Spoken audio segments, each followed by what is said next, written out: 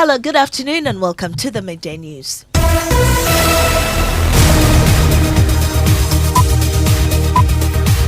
The news is live on Joy 99.7 FM, hits 103.9 FM here in Accra. Also Love 99.5 in Kumasi on myjoyonline.com. We're also live in all 16 regions of Ghana via our various affiliates, live on X Spaces and Facebook.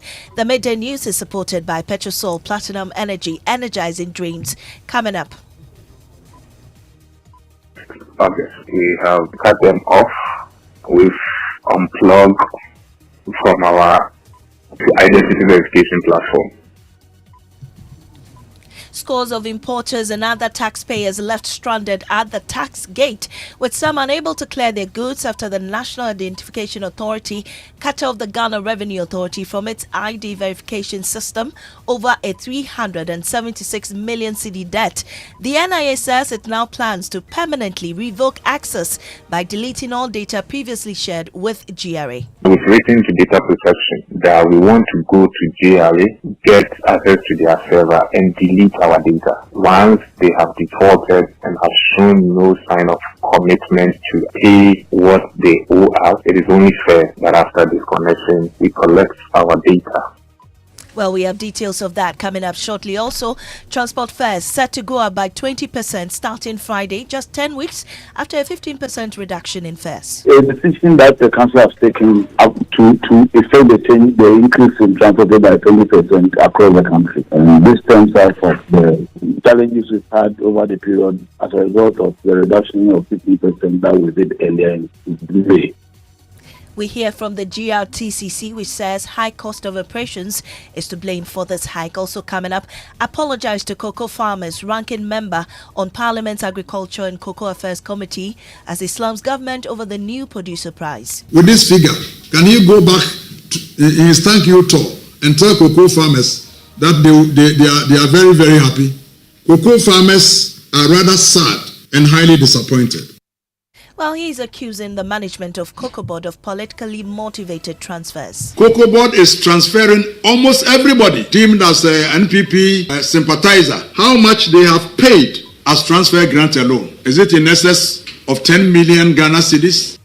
We have sports. Well, Ghana midfielder Thomas Partey has been granted conditional bail by the Westminster Court after facing 5 rape charges and 1 sexual assault count. And later, President Mahama urges leaders in Africa to treat health the same way they treat other productive sectors and as something that brings long-term returns. Therefore, urge our ministers of finance to treat health as a capital investment, to encourage sovereign wealth funds to allocate resources to biotech, to diagnosis, and resilient infrastructure.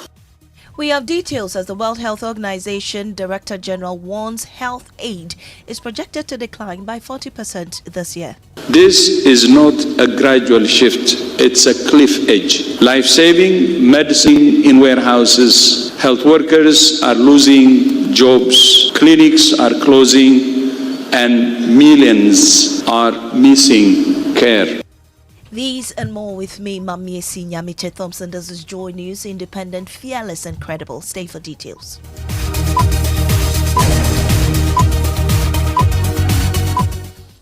And this afternoon, scores of importers and taxpayers have been left stranded at the tax gate, unable to clear goods after the National Identification Authority cut off the Ghana Revenue Authority's access to its ID verification system over a 376 million cedi debt.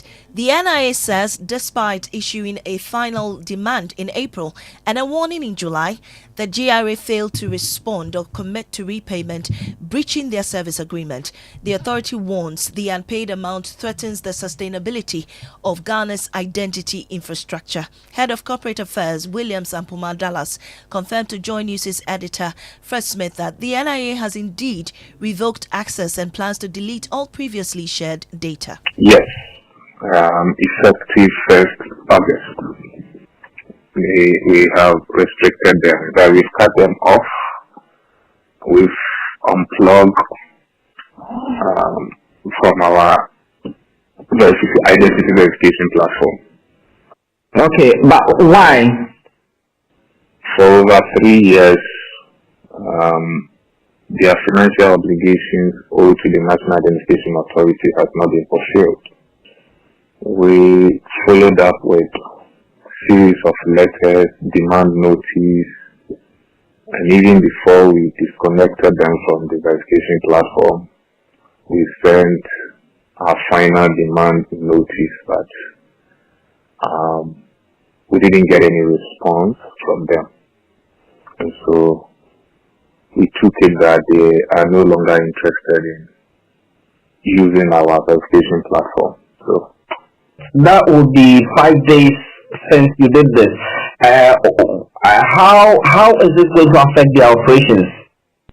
Before they were registering people for the 10 numbers, and as we speak, your 10 number is your Ghana card number.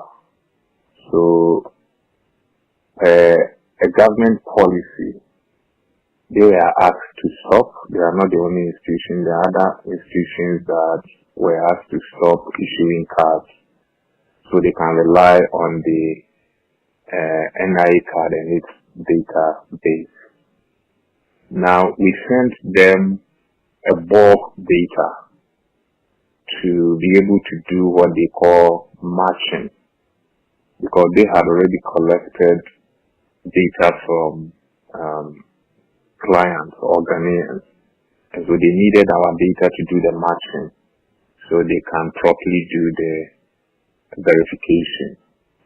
So what they have now is the data we sent to them. They did not get onboarded on our platform through the API. We sent them a bulk data. I think aside GRA, NHIA2, we sent them a bulk data to enable them to do the matching.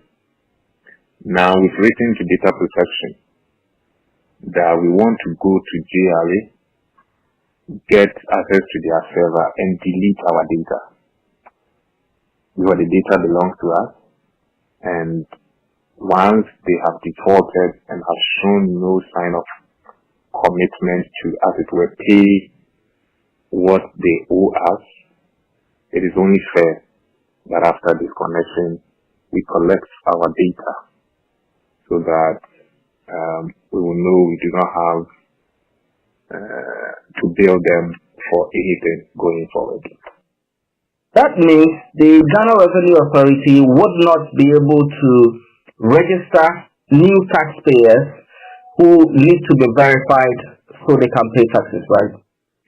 As we speak, we're getting calls at our contact center from people who have been to the port and they were unable to clear their goods, because from the day we disconnected them, even though we send them a bulk data per hour, all the updates we've done from when they were disconnected, they are not getting access to that data. And so it has left their clients stranded at the various ports, and our contact center is inundated with calls to assist them clear their goods and all that. But from where we sit, there's nothing we can do.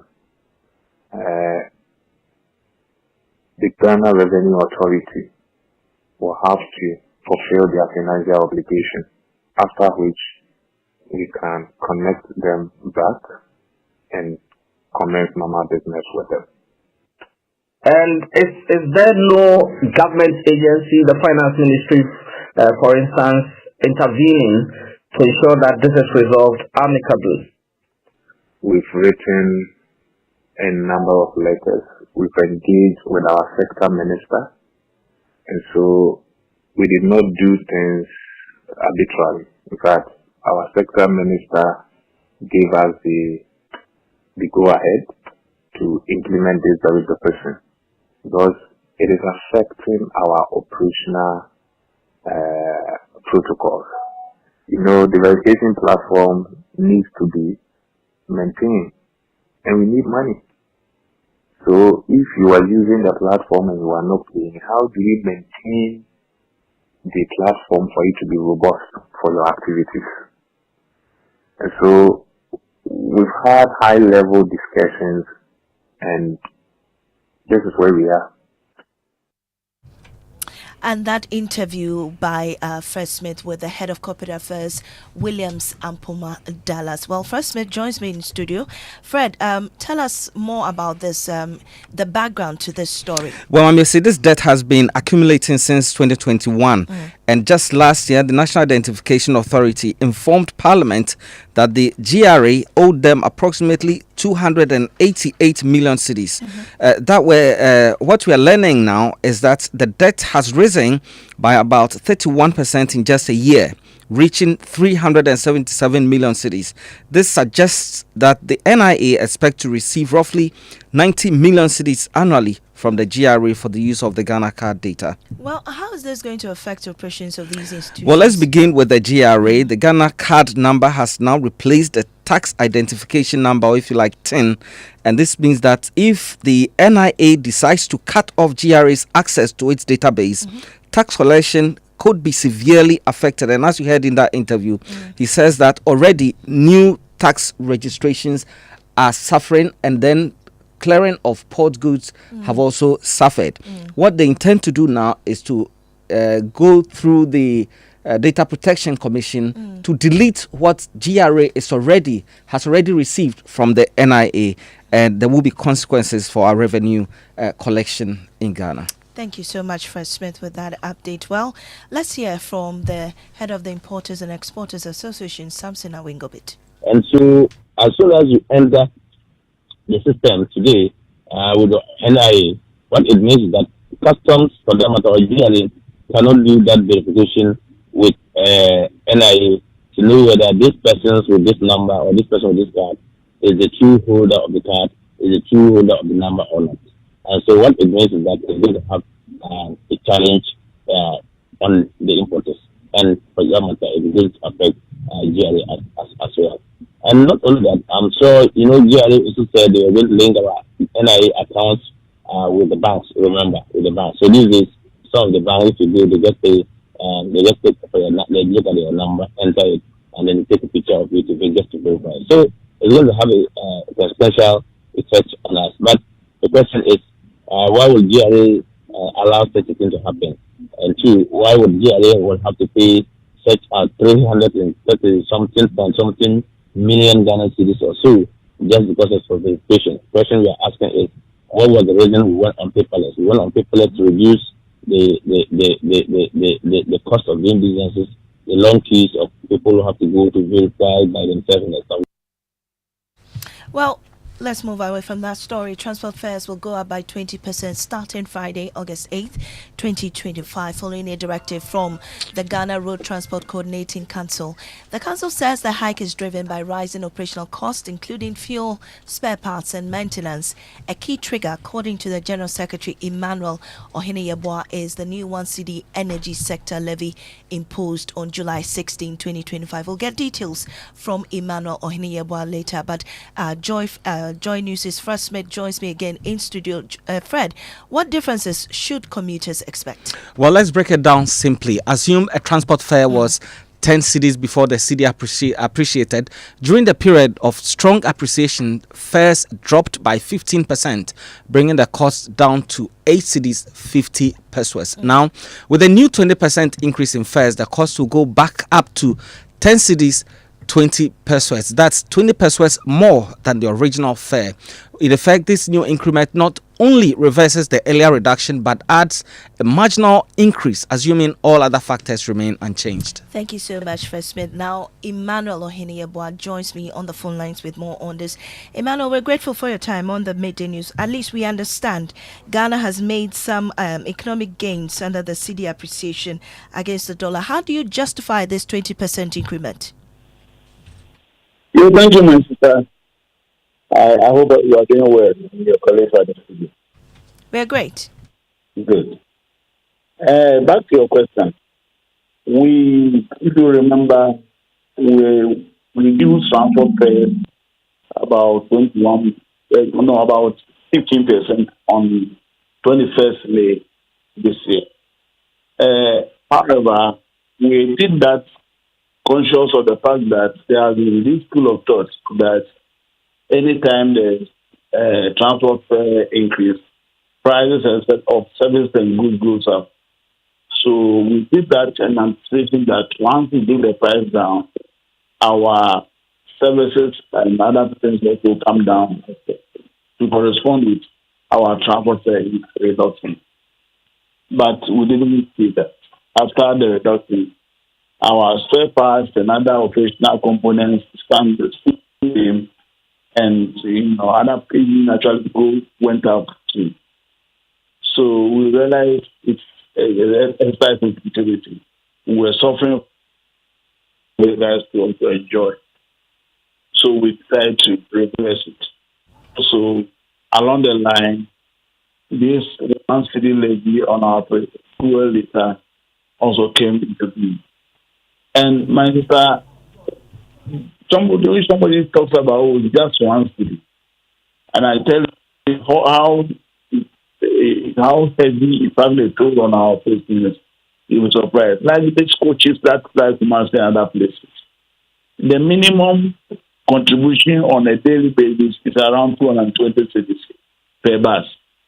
So if you do this for 10 days for a month, it's a huge fortune.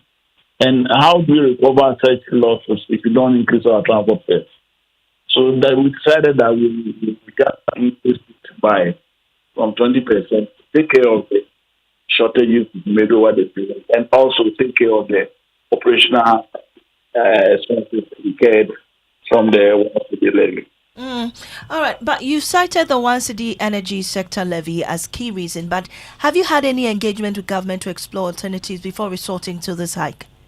Well, initially when they tried to introduce it, we actually spoke to them to kind of have some engagement and see how we were going to deal with it. They stopped the process for about a month or so and reintroduced it without any further consultation. So we felt that it's, we have to go ahead and do a little adjustment so that we can keep business. All right, thank you very much. And you had the Ghana Road Transport Coordinating Council's Emmanuel Ohene-Yeboah explaining reasons for the hike in transport fares coming this Friday. But have you ever wondered how trotro drivers share their thoughts on politics, faith, or life in general? They let their vehicles do the talking, inscribing bold and personal messages on their windscreens.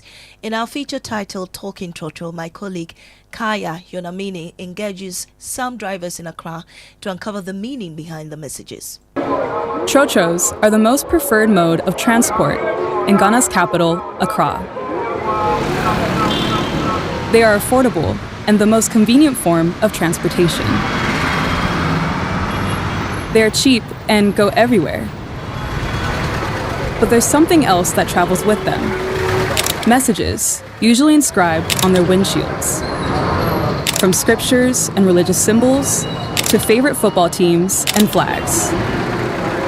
One driver, Yeboah, uses his trotro to make a political statement, reflecting how he feels about past presidents and their time in office.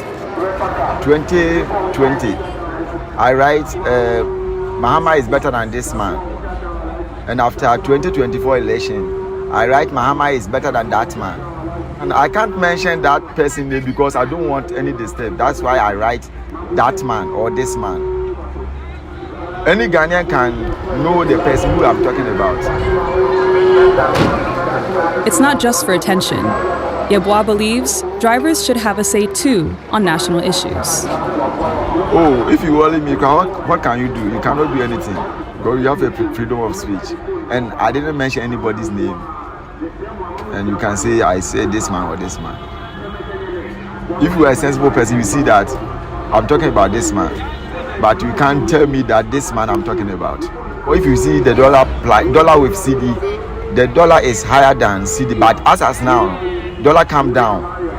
If you see what is going on, everybody know that Mahama is better than that man.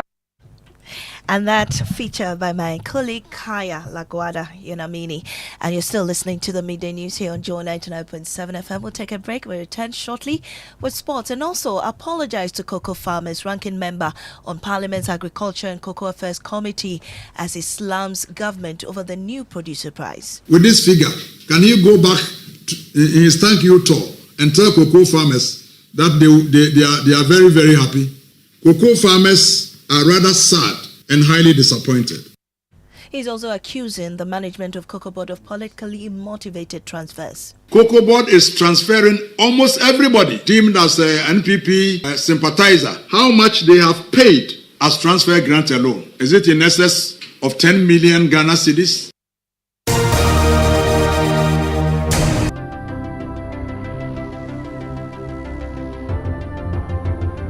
When budgets are tight and money difficult to come by, you want to be sure you get the best value for your money. These are not times to be spending money fixing expensive engine problems because of cheap fuel and lubricants. Drive to a petrol source station today and buy your quality fuel and lubricants, and rest assured of fuel that lasts long and lubricants that prevent expensive engine problems. Hear the sound.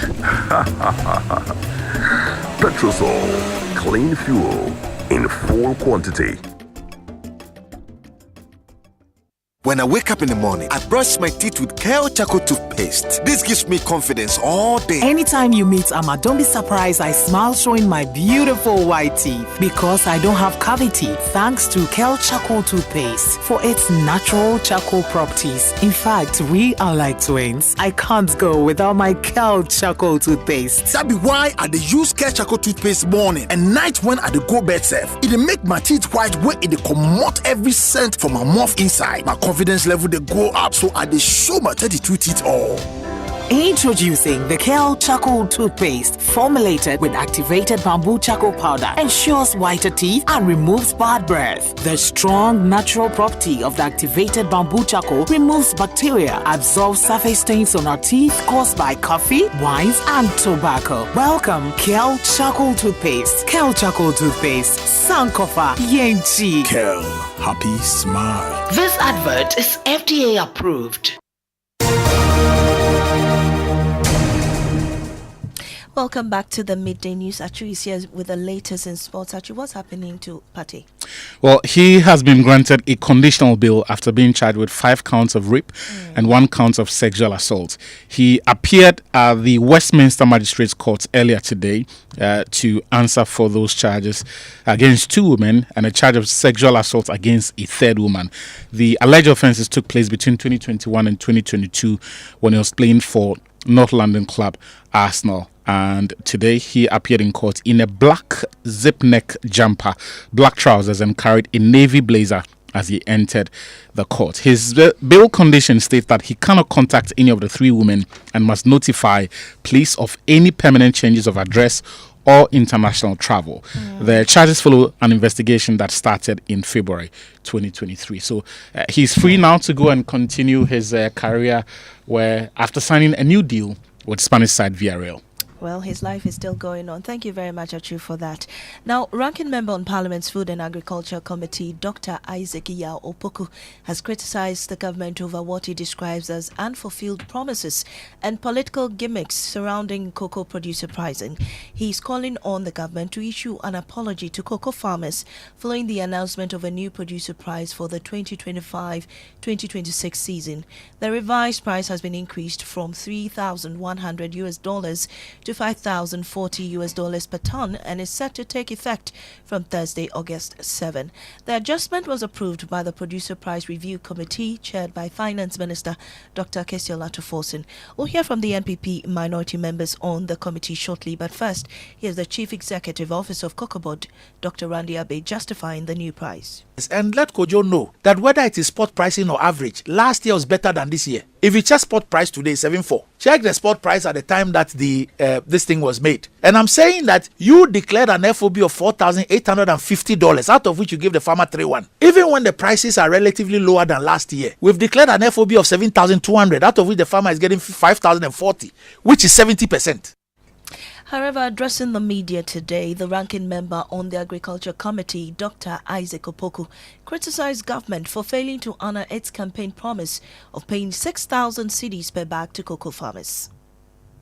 If for nothing at all, at the exchange rate and at the prevailing international market, they should have offered 3,718 and not 3,200.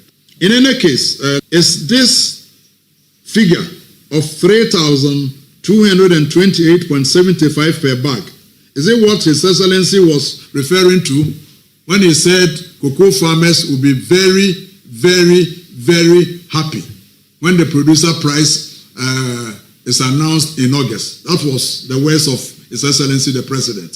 He said cocoa farmers will be very, very, they very well, he said it 3 times. He said they will be very, very, very happy. Today, can he tell cocoa farmers whether they are happy or not? Can he?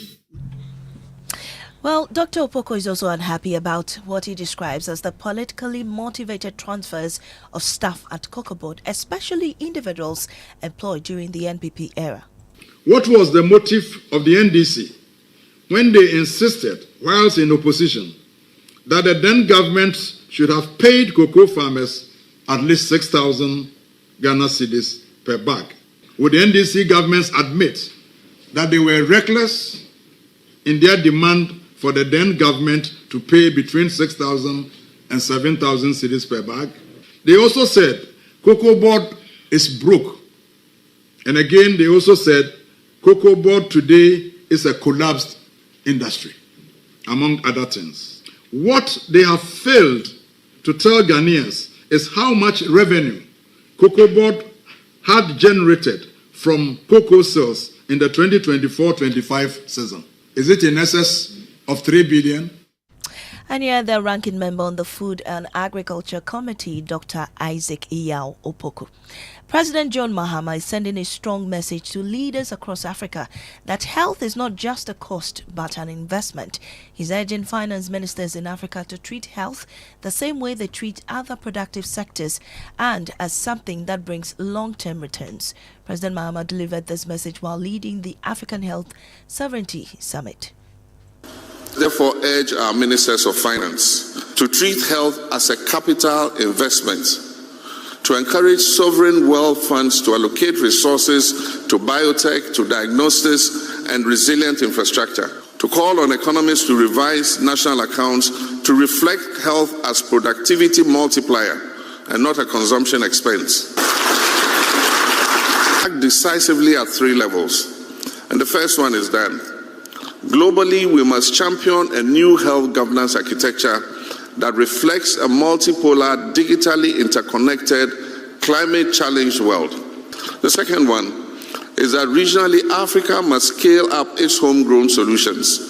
The Africa CDC, the African Medicine Agency, the African Continental Free Trade Area health corridors, these are all things that we need to scale up.